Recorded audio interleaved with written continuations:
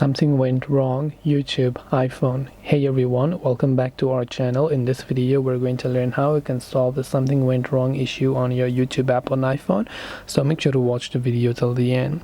If you have the YouTube app but then it's giving you the something went wrong issue whenever you're trying to play, let's say, a certain video or something, first we want to check it's not the internet connection, so make sure you're connected to a reliable internet connection and make sure it is working just fine. After you've done that, you can simply try opening up settings, then going to general, then simply going to iPhone storage, and from iPhone storage you can simply go to the YouTube app and then try to offload the app. Once you offload the app, you'll see the reinstall button there, so again you tap on the reinstall button. After you've done that, open up your app store and then in the search bar just type in YouTube and just check if the YouTube app has an update, because if it has, you will be able to update it to the latest version.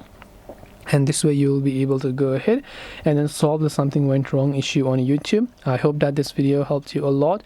If it did help you, then make sure to leave a like and subscribe to our channel. And if you have got any more questions, queries or doubts, feel free to also leave them down in the comment section below. Thank you for watching till the very end of this tutorial, and as always, see you soon in the next video.